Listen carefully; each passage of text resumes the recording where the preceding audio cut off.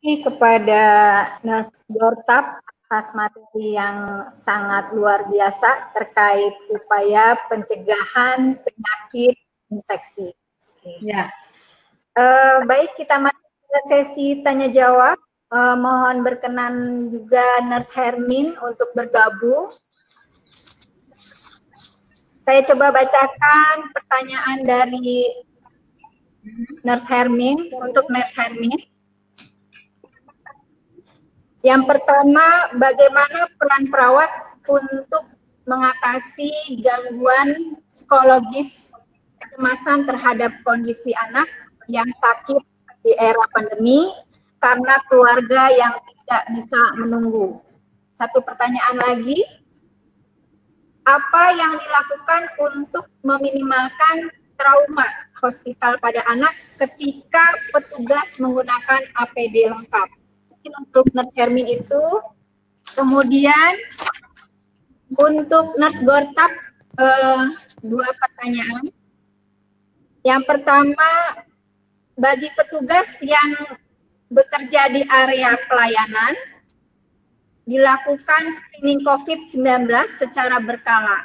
Untuk waktu berkalanya seperti berapa lama dan pemeriksaannya apa saja.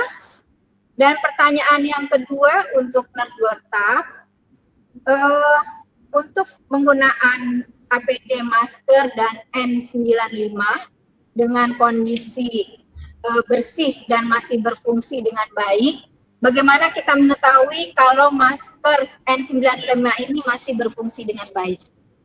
Untuk pertanyaan Nurse Hermin, mohon bisa dijawab terlebih dahulu. Dipersilakan. Saya akan mencoba menjawab. Mungkin pertanyaannya hampir sama ya, antara yang pertama dan kedua. Yang pertama, agak diperbesar suaranya ya Nurse Hermin. Dari sini kurang jelas. Ya, terima kasih Bu. Mungkin pertanyaannya hampir sama ya untuk yang pertama dan kedua. Yang pertama yaitu tentang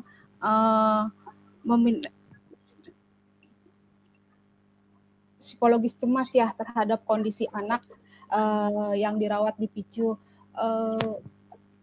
Untuk perawat anak sendiri sih kita sudah mempunyai atau ada gitulah keterampilan untuk meminimalkan kecemasan kepada anak ketika si anak itu tidak ditunggui oleh orang tuanya. Contohnya misalnya kebetulan kita kan difasilitasi dengan untuk di ruangan COVID sendiri, misalnya ada handphone maupun nanti kita alat-alat yang ada di ruangan lah, contohnya misalnya sarung tangan bisa kita kembangkan, kemudian kita beri gambar-gambar kepada si anak yang mungkin belum paham tentang ketika kita memberi penjelasan. Kan untuk di PICU sendiri kan anak yang dirawat adalah usia dari 28 hari sampai 18 tahun.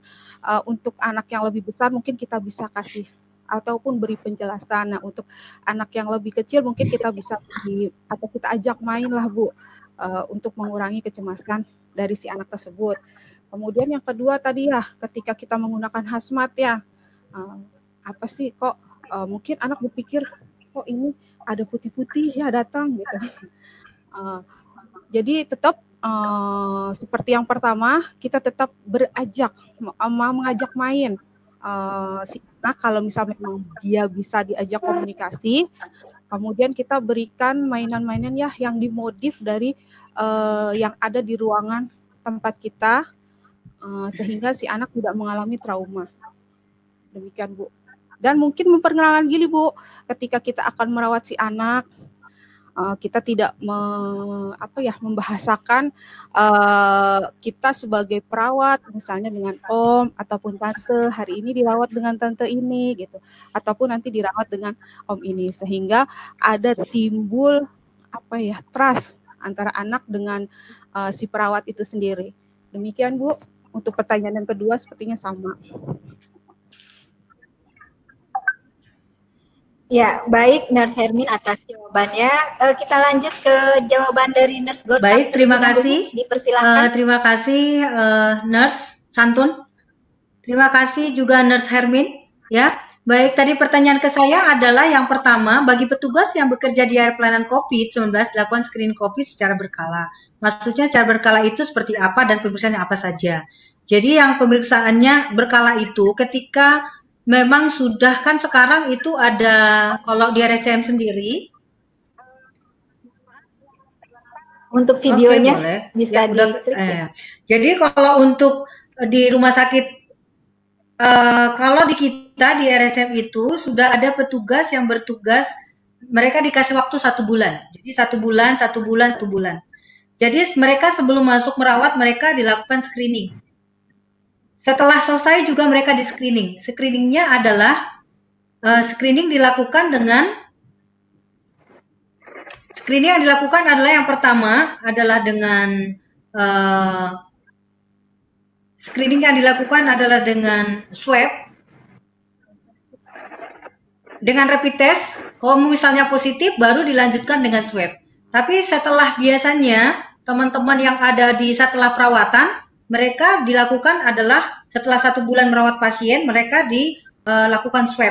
Swabnya dengan 2 kali. Jadi kalau setelah merawat misalnya pasien setelah selesai, mereka akan di swab kembali selama 2 kali. Kalau hasilnya adalah 2 kali itu negatif, ya berarti mereka boleh bekerja kembali. Kalau ternyata hasilnya positif, maka mereka akan bisa pilihan, bisa isolasi mandiri kalau tidak ada keluarga di rumah, atau bisa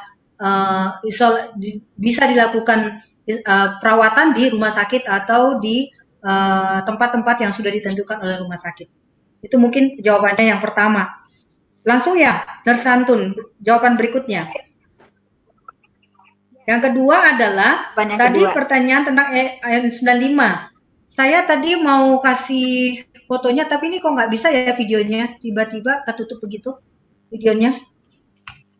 Nggak bisa di video. Saya tadi mau saya tunjukin video dari saya. Oh ini deh. Ini dia saya tunjukkan ya, alatnya namanya adalah partikel untuk mengukur apakah N95 itu masih bagus apa enggak fungsinya. Saya cari dulu fotonya ya. Namanya adalah particle count. Mereknya adalah CM. Jadi CM. Mereknya untuk mengukur apakah N95 itu masih berfungsi dengan baik atau tidak.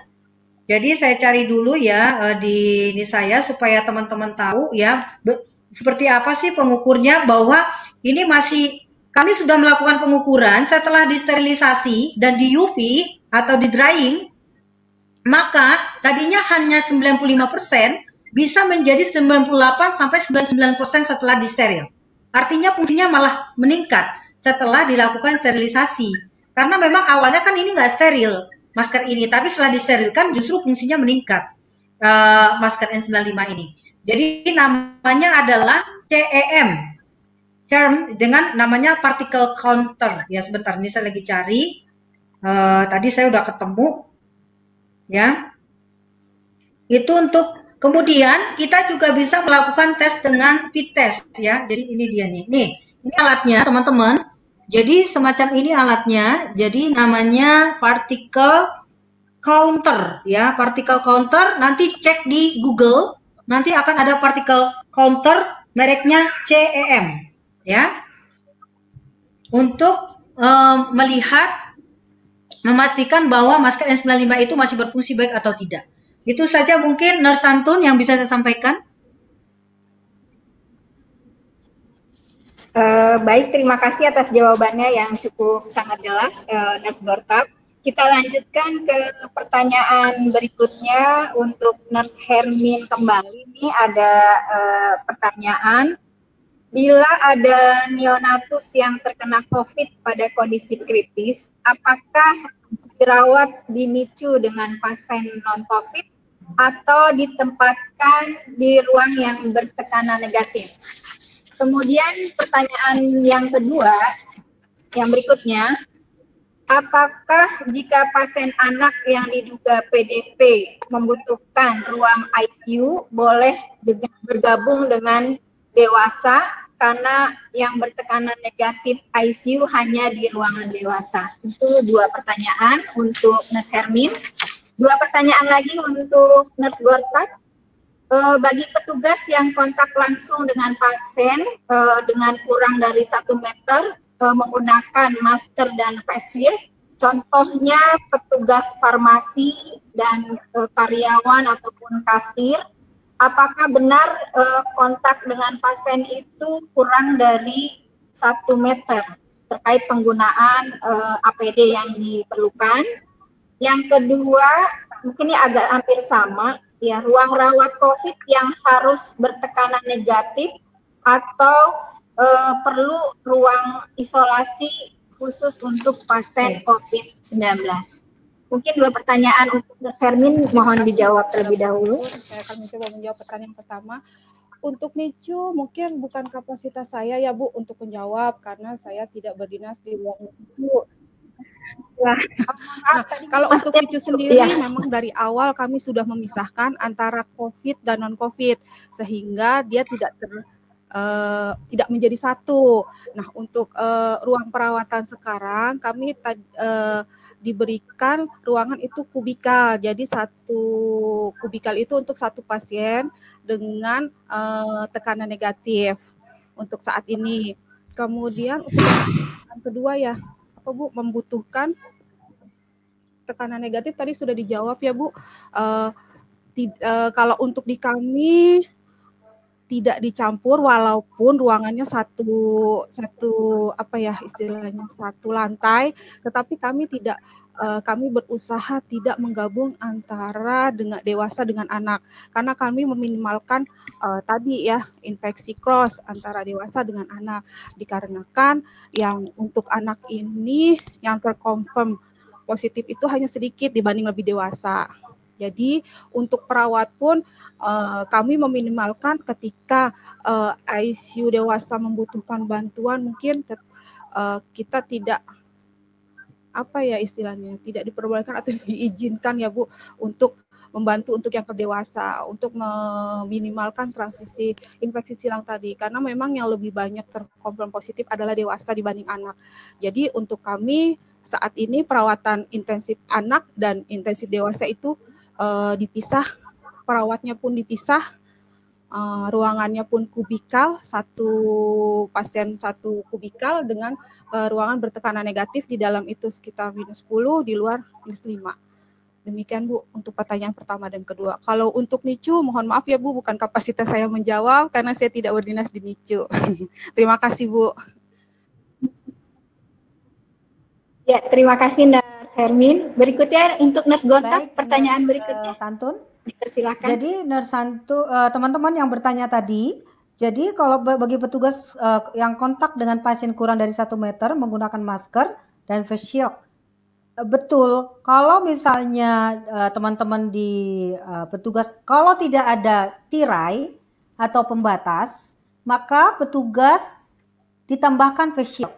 Tapi kalau ada tirai pembatas, cukup masker bedah. Itu aja jawabannya. Jadi kalau ada tirai pembatas, ada loketnya itu ada pembatasnya, tidak perlu menggunakan face shield. Tapi kalau berkontak langsung kurang dari 1 meter, silahkan teman-teman menambahkan face shield. Ya.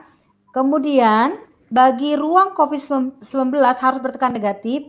Sekali lagi, WHO dan CDC mengatakan untuk perawatan pasien COVID adalah dengan menjaga jarak antar pasien 1 meter di ruangan biasa bertekanan seimbang. Kalau misalnya pasiennya lebih, ya namanya single room. Jadi kalau bisa ruangannya single room, satu pasien COVID di situ. Tetapi kalau misalnya pasiennya lebih dari 1 namanya cohorting. Cohorting itu kasusnya sama lebih dari 1, maka jarak antar tempat tidur yang paling baik itu adalah 1,8 meter atau kurang lebih 2 meter lah yang paling bagus untuk mencegah. Karena tadi droplet dan melalui percikan bersin itu kan 2 meter. Jadi usahakan antar tempat tidur 2 meter. Kasusnya sama. Tetapi kalau ada, jadi ruangannya tekanan seimbang, tapi yang paling bagus lagi tekanan yang seimbang itu seperti AC biasa. Tapi kalau bisa ruangannya itu jendelanya bisa dibuka. Kena matahari itu jauh lebih bagus lagi. Tetapi kalau ada tindakan yang bersifat aerosol, misalnya pasiennya pasiennya positif COVID atau positif infeksi TB, harus menggunakan ventilasi mekanik dan ada tindakan aerosol, maka itu harus dirawat di ruangan bertekanan negatif. Sekali lagi tolong dipahami. Kalau tidak ada tindakan yang bersifat aerosol, maka dia di ruangan tekanan seimbang, pakai AC. Kalau paling bagus ada jendelanya, sewaktu itu AC-nya bisa dimatikan, buka jendela, bersirkulasi tertukar, pakai exhaust itu bagus. Tapi kalau ada yang tindakan aerosol dan itu ada misalnya intubasi, bronkoskopi, pasang ventilasi mekanik, harus suctioning, silakan, dan itu positif ya, positif COVID, maka harus di ruangan bertekanan negatif. Nah, itu jawabannya. Ya, itu saja mungkin. Ya, terima kasih Nurse Gorkap atas jawabannya. Selanjutnya kami buka kesempatan, ada satu yang bertanya secara live ya. Mohon dibantu, ini ada Nurse Novardian.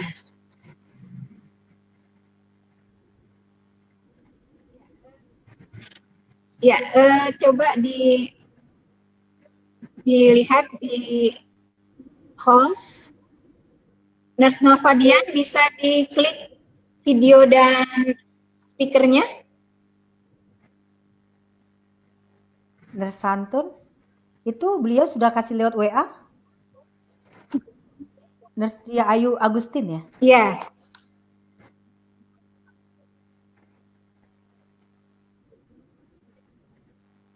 Sudah bersiap untuk Nurse Novardian?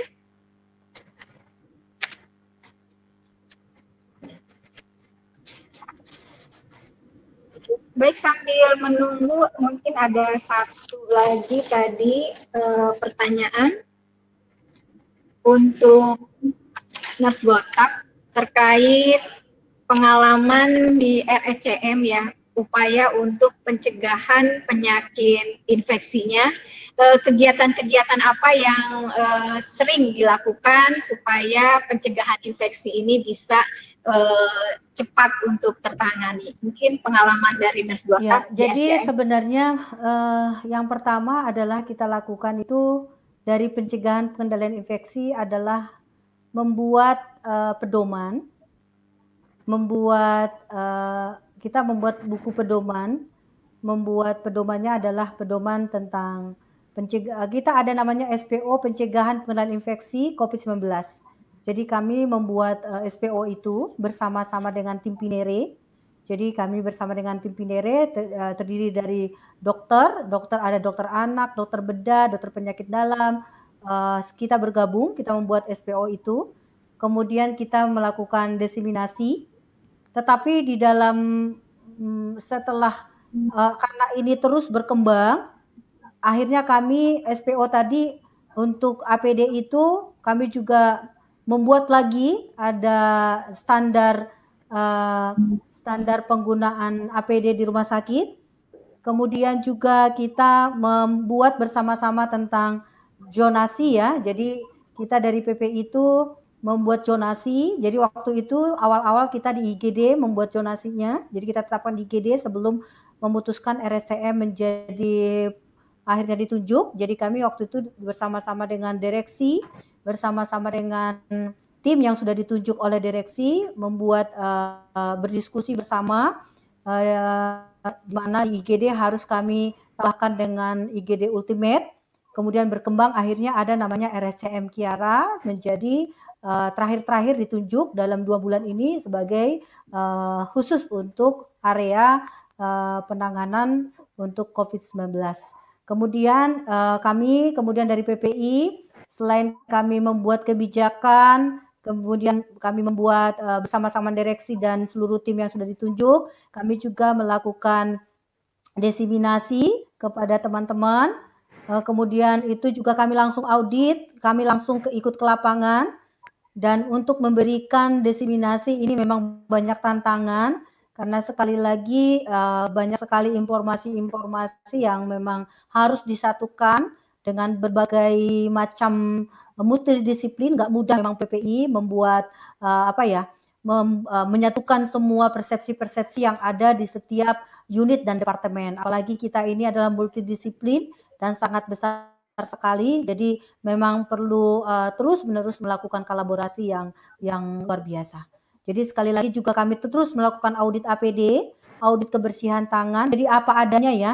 Jadi tadi saya sampaikan ya teman-teman, kalau kami menemukan, misalnya kami audit, misalnya teman-teman, misalnya kami menemukan, kami edukasi, misalnya menggunakan sarung tangan terus-menerus, kami audit, nilainya 0, ya memang karena menggunakan sarung tangan menerus. Dan kami sampaikan hasilnya apa adanya. Jadi supaya tujuannya adalah dengan kita ada bukti hitam di atas putih bahwa memang kepatuhannya APD sekian persen, kepatuhan kebersihan tangan sekian persen, pembersihan permukaan lingkungan sekian persen, infeksi. Nah, untuk HAIS memang kami sempat tidak melakukan ini ya, melakukan surveillance, terutama untuk yang di tempat-tempat yang baru ini. Tapi untuk bulan ini kami sudah akan melakukan surveillance HAIS, sehingga akan kami hubungkan antara kepatuhan penggunaan alat pelindung diri, kepatuhan APD, pembersihan permukaan lingkungan terkait dengan HAIS ini. Kita hubungkan nanti apakah ada hubungannya atau tidak, karena itu memang tugas kita dari PPI.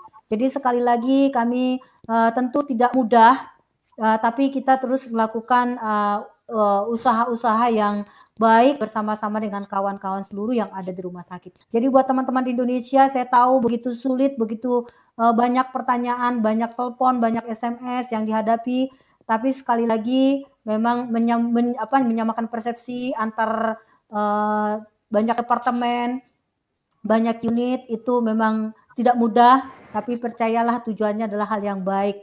Tujuannya PPI itu adalah PPI itu kan perubahan perilaku individu, namanya PPI, perubahan perilaku individu, dengan 3 cara, yaitu dengan kepo, kembangkan potensi, dengan baper, bawa perubahan, dengan utang, unggul dan tangguh.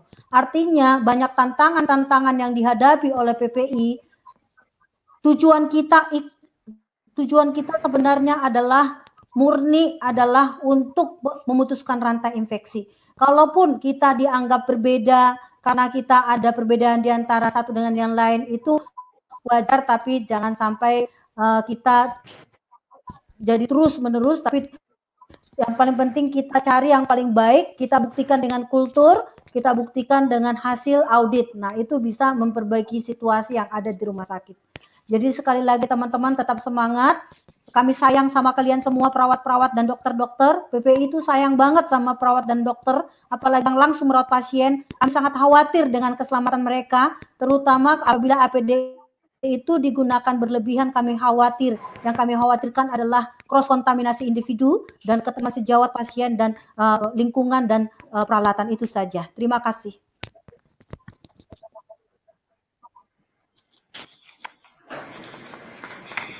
Terima kasih kepada Nurse Gortap. Demikian proses sesi tanya jawab. Terima kasih atas jawaban yang sudah diberikan, sangat luar biasa dari Nurse Hermin, Nurse Gortap. Semoga kita selalu sehat dan tetap semangat menghadapi pandemi COVID-19. Kita lanjutkan ke acara berikutnya, mungkin nanti tetap ditunggu dulu ya Nurse Hermin dan Nurse Gortap. Baik Bapak dan Ibu hadirin yang saya hormati, acara selanjutnya adalah penayangan video dari IO Paste kepada hadirin sekalian, kami persilahkan.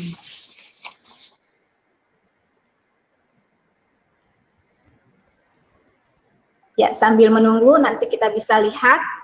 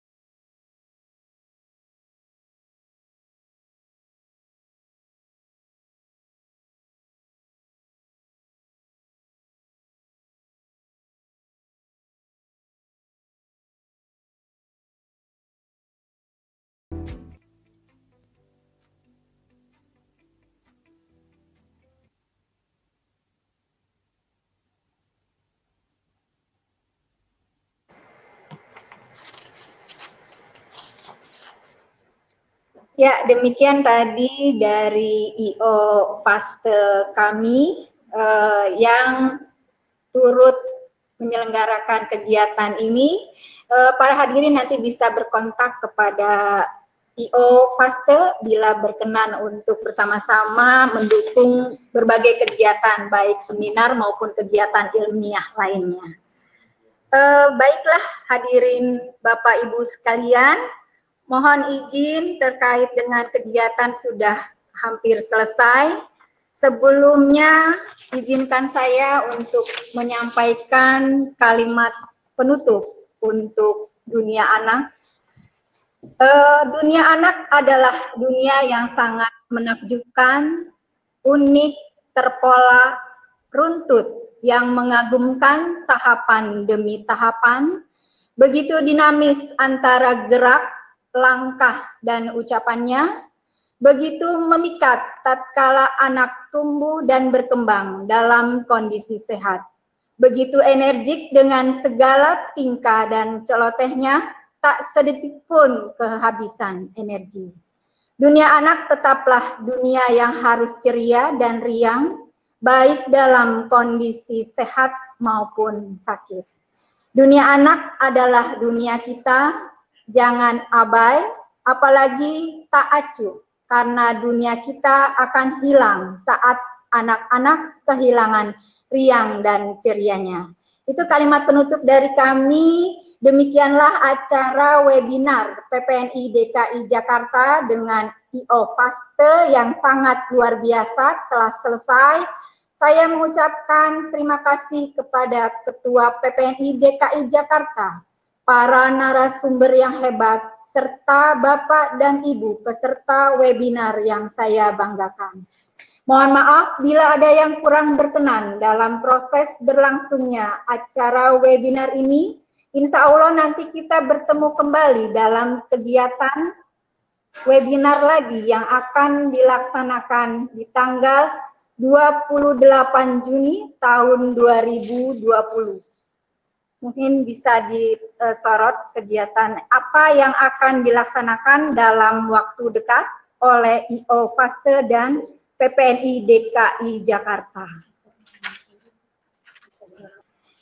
Baiklah, terima kasih atas semua kerjasamanya. Mungkin dari narasumber, Nurse Hermin, Nurse Gortab bisa videonya ditampilkan.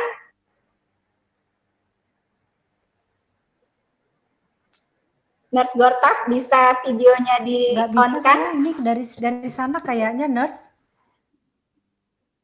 Oh udah. Baik, kita tutup acara ini.